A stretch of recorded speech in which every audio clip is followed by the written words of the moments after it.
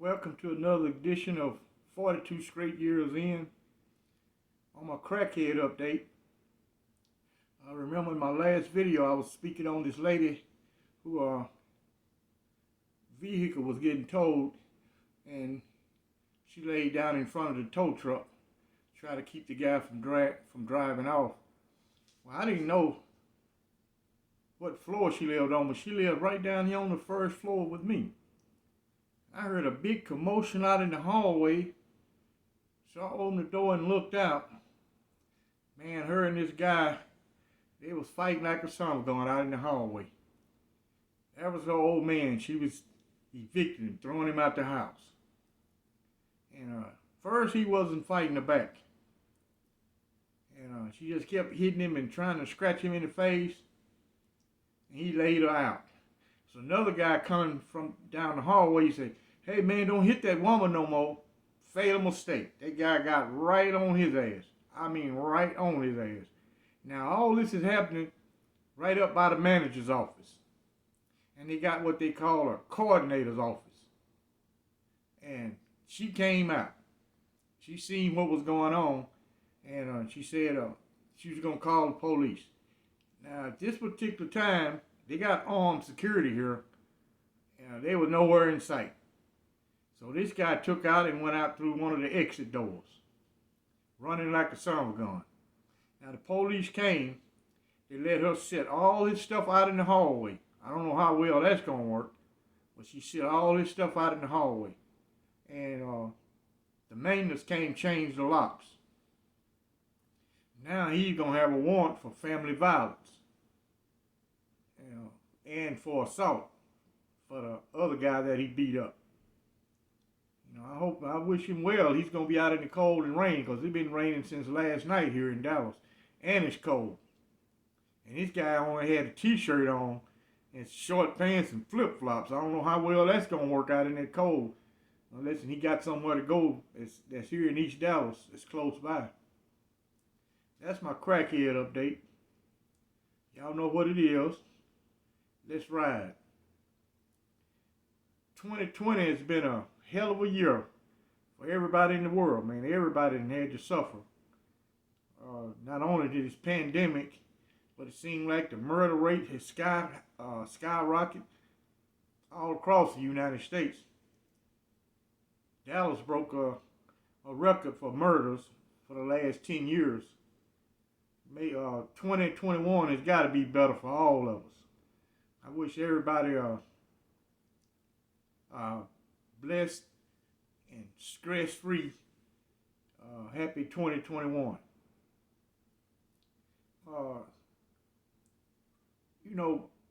Some people that's followed me on other videos, I never glorified no prison life.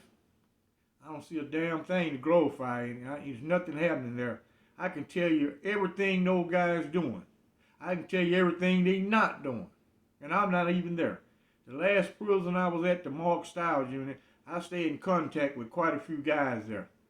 So I actually get to keep up with the flow of what's going on at that particular prison. That's the prison that I was released from. And I have a topic, but I'm going to save that for another video. It's a lot of guys being declared actual innocent in the state of Texas. And Dallas leads the nation in guys being actually innocent of a crime, being convicted and come out in the wash later on that these people didn't commit any crime whatsoever. It just was a overzealous prosecutor who was looking for a conviction. Majority of these people is poor and they don't have the money to hire a high-octane attorney to put up a hell of a defense from. Majority of the time, they're at the mercy of a public defender or court-appointed lawyer.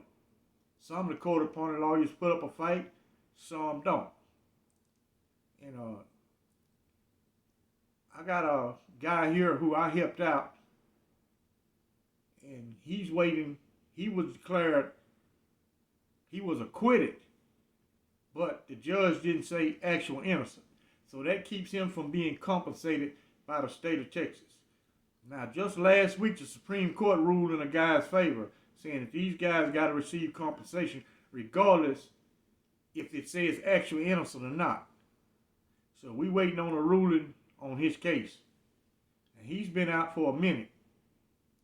And he was charged with a XCX crime of this young chick. He was staying with her mother. They had a relationship. She was a nurse at Parkland Hospital, and a 16-year-old daughter set him up. And she really helped him in the end. She wrote him a letter in prison trying to swindle the guy out of $5,000. She specifically told him in a letter, hey, I'll get you out of prison, you pay me $5,000. Now, this man had been in prison at the time 10 years. He did a total of 11 years and 4 months before he was released for a crime. He had a 50-year sentence for a crime that he did not commit. Now, I've spoke on this before. He talked to me out on the rec yard. You can tell when a guy got something heavy on his mind. This guy, he could hoop good. Sometimes me and him be on the same basketball team. But he never really socialized with the rest of the inmates.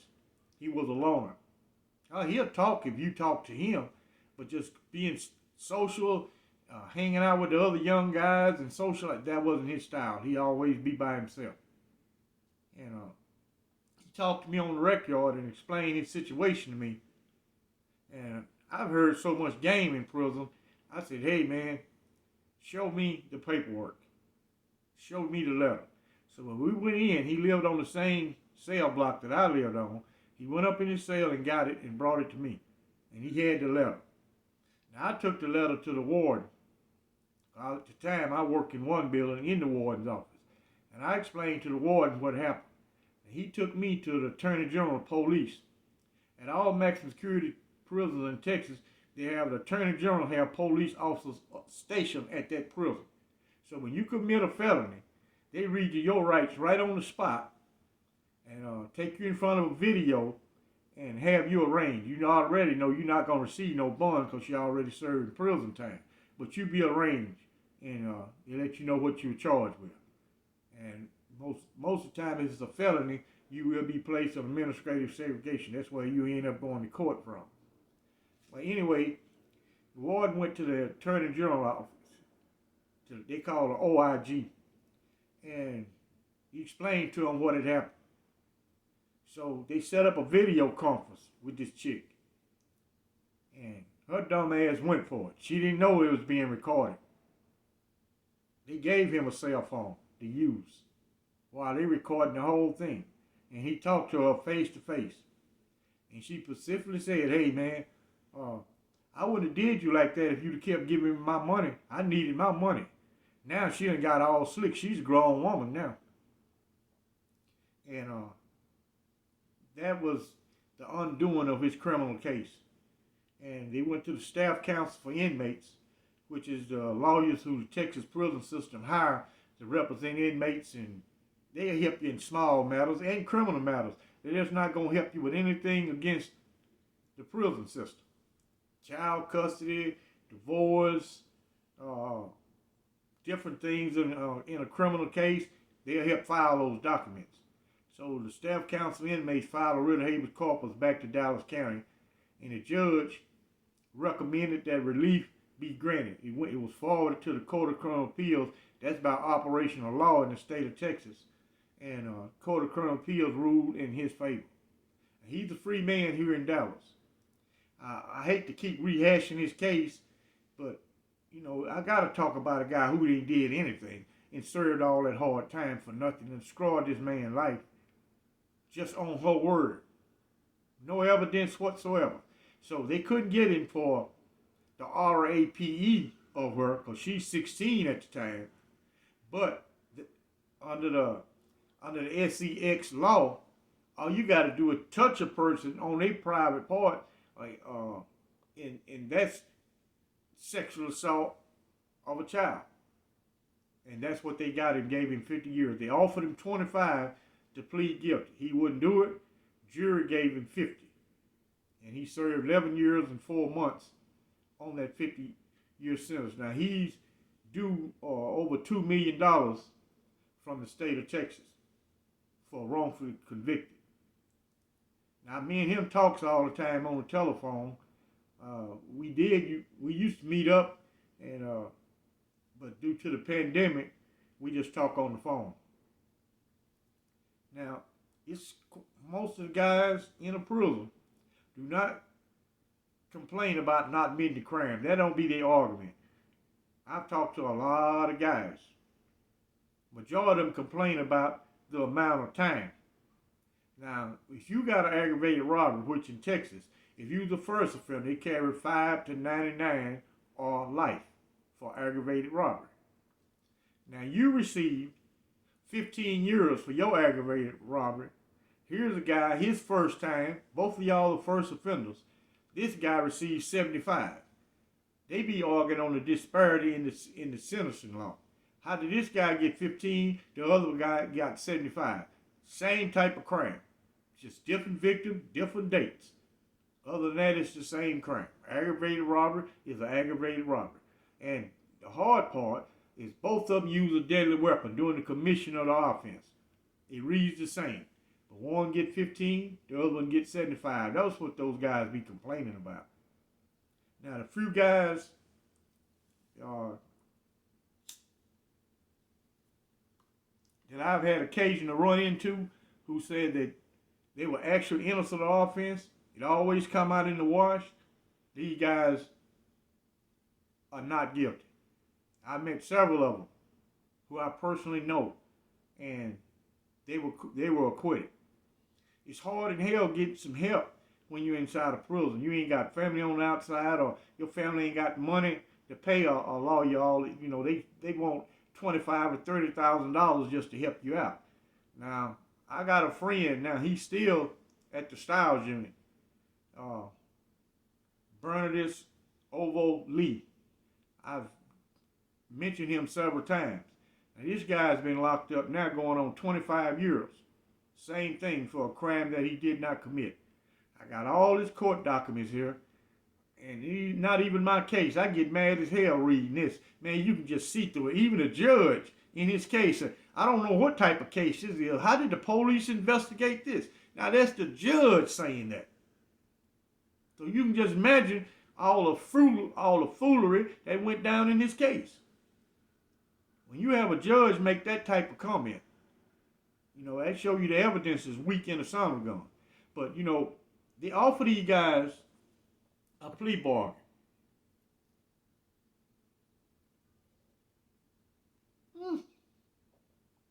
And they'll turn it down because they didn't commit the crime. In his case, the same way, they offered him 25 years. If he'd have took the 25 years, he would have been free. But he didn't do it, so he would not take the 25-year sentence. That's hard in hell, taking time for something you didn't do. Now, hindsight is 20/20. Once you're in prison, you'll say, man, if I would have took X amount of years, I would be free now. Because you go through all the appeal process and all the federal writ of habeas corpus, all that stuff take years.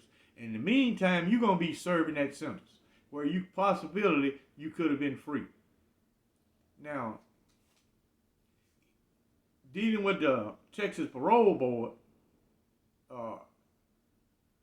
it's between a rock and a hard place. You don't know what is necessary for you to make parole. The rules, they don't specify what it takes to make parole. They just tell you what it takes to be eligible for parole, not make the parole, just be eligible. That means you served enough time on your sentence according to the statute where you can be interviewed by a parole officer. And they also tell you the amount of cases, disciplinary cases you receive don't mean anything. That's bullshit. Man, they go through your file. They're going to bring up all the disciplinary, whether it's minor disciplinary or major. They're going to bring it up.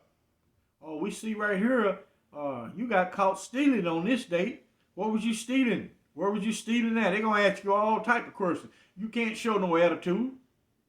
You better not show attitude, because she writes down your demeanor, how well you're groomed, or if you're truthful, they writes all that down. And you will need that initial report in order to make parole.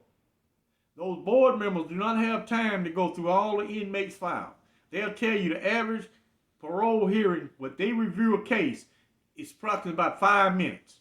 That's about all they spend on the case, and they're on to the next one. And some of the board members, they never interviewed you. You talking to a unit parole officer. Now, sometimes you'll be recommended to be actually reviewed by a board member. You gotta get, depends on what statute you're under, you gotta get 2 votes in order to be released from prison on parole. Now that depends on what statute you're under.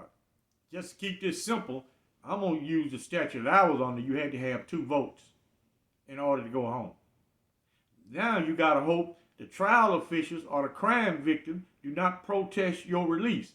A lot of the old guys who's been incarcerated a long time, that's what's happening in their case. Like Rooster, he's at the Styles unit. He's been locked up 52 years. That's what's holding him in prison. Is Dallas County keep telling the parole board, do not release this guy. He's a continuing threat to society. Even though he's an old ass man now. There's nothing this guy can do. They would not grant him parole. Now, guys used to tell me years ago that it was my disciplinary. That's why you ain't go home. Look at all the disciplinary you catch. Because I got to agree, I was a disciplinary catching son of a gun because I didn't give a shit. That's how I learned, that's how I started out doing my time. I didn't know no other way to do it. I had to get years go by for all the guys who I met during my course of incarceration who was prison smart. I started applying all the stuff I learned from those guys into my life, and time started going smoother for me.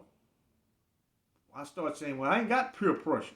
I'm not a gang member, so I ain't got to go do the fool just to impress some more guys. But all that took time. So I never criticized the younger guys who I see do some ignorant stuff. I was ignorant myself. So I don't never criticize them. And I had another policy. I never tell them anything unless they ask me. If they don't ask, I don't tell. I see them make a lot of dumb mistakes. I be saying, man, look at this fool.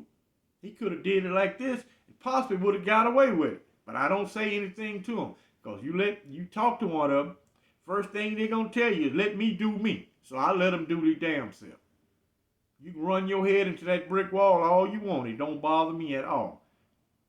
The bigger the headache, the bigger the pill. You got to go to that infirmary and get one of them Tylenols or ibuprofen, not me. You know. Parole, to me, was my worst day in prison. Parole and holidays. I hated those 2 times of the year. Most of the time I seen parole once a year. Because I always get a 1-year set off. Once I got a 3-year set off. But I was eligible for parole on over 24 occasions. Parole board denied me. And I can say I never was a model inmate. Even though I had the good prison jobs, I still would get disciplinary. It just was a warden or throw the case away. That's what would happen. I would catch disciplinary quite often. Now, once he had told me, he said, hey, I don't care what you do. I got your back. He said, don't try to escape. And don't just try to hit no guard. Don't try to smuggle in no contraband. He said, any other disciplinary, I got you on. And I caught a lot of disciplinary. It just never was recorded. But I caught it. After you've been in prison so long, you'll learn how to beat the system. You're going to know a sergeant or a lieutenant. And you got in some trouble. Later on, he probably pulled you over and say, hey, I got a disciplinary case on you here. You say, oh, Lou, let me make it, man. And he probably just tear it up just because you've been locked up all your life. A lot of them will let you make it. Depends on your attitude. And a lot of them thought I was the modest inmate they ever seen in their life. One day the warden told me, say, a captain came in my office talking about you. He said, that is one good convict there. Boy, I love that old convict there. He said, he sure don't know you, do he? He said, he don't know you at all. I said to myself, well, I got to be doing something right. I'm doing something right.